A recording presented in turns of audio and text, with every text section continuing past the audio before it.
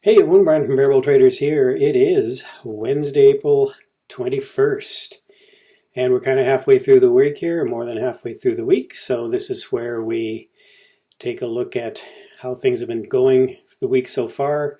Had a pretty good day today in the markets as far as the bulls were concerned after Monday and Tuesday, which a little bit of consolidation pullback, which I was talking about on the weekend, thinking we were pretty extended and due for a couple of those days that we got early in the week. So, all right, let's sit back, take a look at what's coming down the pipe for the rest of the week.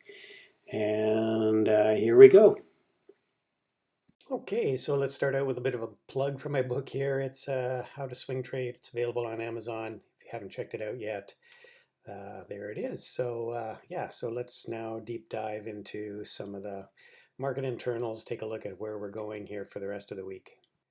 I'm just going to start out here with a quick overview and commentary. You can see we pretty much gapped down at the start of the day here on Wednesday, but all three indexes, the Dow, Nasdaq, and S&P 500, all pretty much went out darn close to a high of the day here.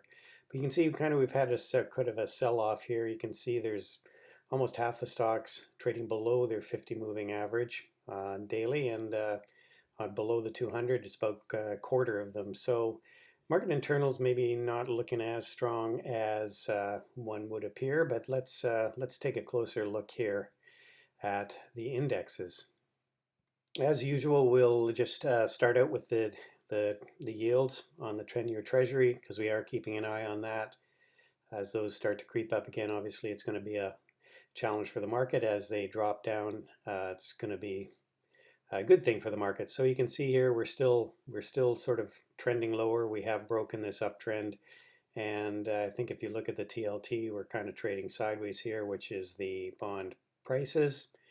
And everything's looking pretty calm right now in the Treasury market and the bond market. Let's take a quick look here at the TLT. You can see here today prices were up a little bit, which means the yields were down just a little bit. So looks okay. Nothing to be concerned about right now. The transports, we actually had even though we had a down day Monday, we actually had an up day Tuesday. It just finished well off the highs of the day. And of course, we broke out to an all-time high, pulled back on the day, but still a pretty decent showing for the transports. And we did so on volume, so still looking fairly solid here with the transports. And you can see the RSI is heading back up again. It looks like MACD's, again, the histogram starting to slope up. All signs of strength with the transports, which of course bodes well for the Dow as well. And you can see here Dow down 2 days, and a nice solid day today, green engulfing candle. Again, we're overbought here. When I was talking about on the weekend, we've pulled back in, and now we're heading back to overbought again. But still, it just shows the resiliency of this market.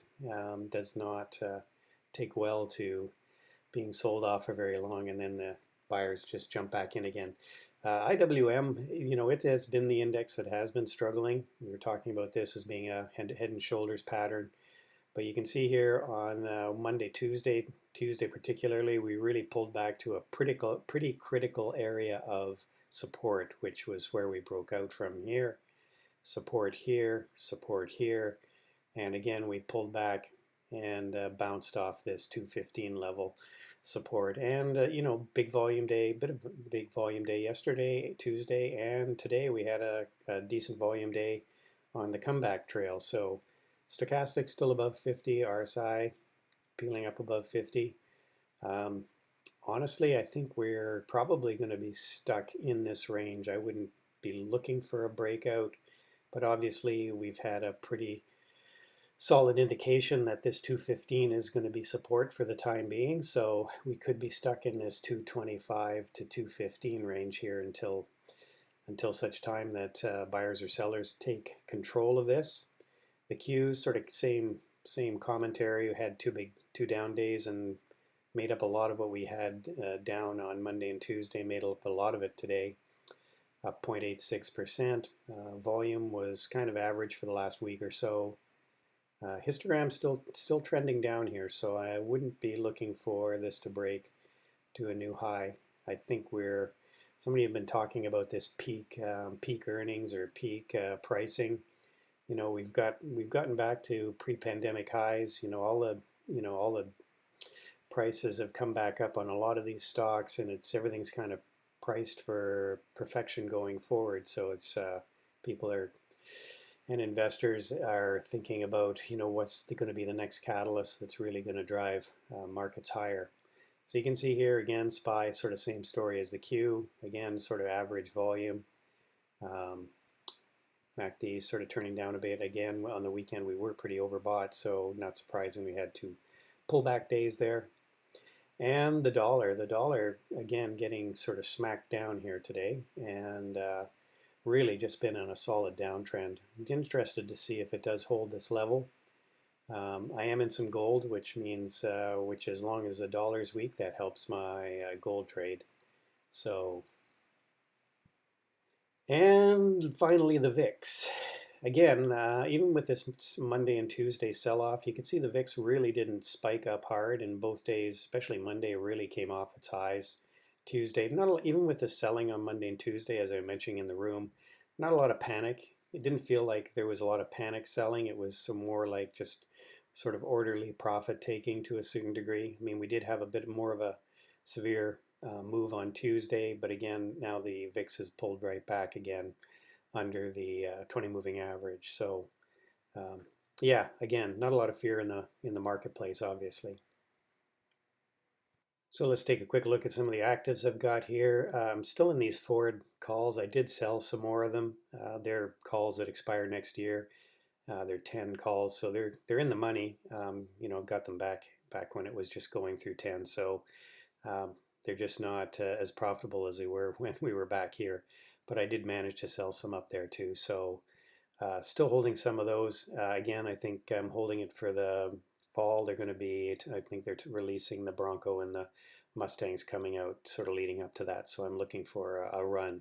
I might add back to my position actually on that.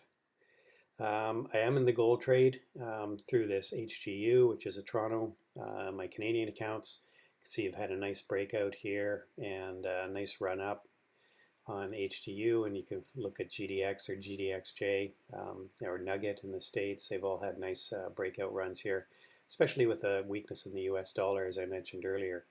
Lumber liquidators, I bought on this breakout and close above 27, and this is one of those ones that just didn't work out. Really, by all measures, I was expecting a nice continuation move, but we had these big sell-off days, Tuesday and Wednesday, so I ended up stopping back out at pretty much, well, for a small loss anyway. This is one I just got into today, VIAC, or Viacom, I should say. VIAC, the symbol, VIAC. And again, the reason I like this, I've been watching this one. I've tried to take one long here, didn't work out. But again, came right back down to, you talk about prior areas of support and resistance. This was obviously significant resistance here just before we broke out, and we pretty much came down, tested that level. And when the market started going positive today, I jumped into this one, and I'm still holding some. And I think actually on Fast Money on CNBC, somebody did a pitch on it, and it's up after hours as well. So sometimes you just get lucky. But really liking the look of this. Stochastics are turning up. This is one of the ones that's got beat up with this family trust issue, and was just looking for and waiting for a bottom on this. So hopefully this thing will get back up to somewhere in the 45 level. I'll be happy with that. So just a quick look at the sectors before we sign it off here. You can see here SPY came bouncing back after the 2 days. That's pretty typical of all the, what everything's going to look like here. Consumer discretionary came back up. We had a nice bounce on the communications and technology. Industrials, materials, again with dollar weakness, this is breaking out to a new high. Energy did not have a great day. There was a build, I think, in inventory instead of a drawdown. It's what everyone was expecting, and I believe also with the a lot of some foreign countries are really struggling with a third wave of this virus, and I think it's putting some question as to sort of the global recovery, if you want to call it that, and whether there'll be a little bit more weakness than people had hoped. So staples breaking out here. Again, these are kind of safety trades, although the utilities are off today. Healthcare breaking out, and I think this healthcare stock is something I'm going to look at because I think we've probably got a lot more to run on this one.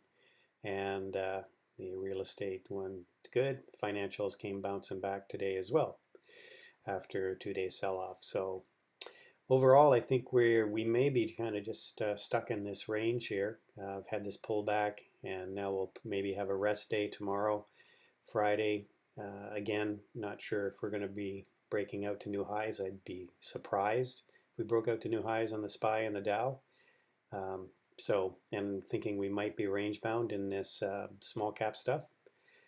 But we'll see how the rest of the week plays out here. But to me, healthcare looks quite interesting here on this breakout. So that's it, everybody. I hope you all had a good day today, and we'll look forward to seeing you in the trading room in the morning. We'll be on at 8 o'clock with Jared starting out the day, engineering the markets, then take you through the morning pre-market show with Carlos and Norm, and trading the markets at 9:30 when we get going. And so hopefully we'll see you all there. Have a great rest of the evening, everybody. Bye for now.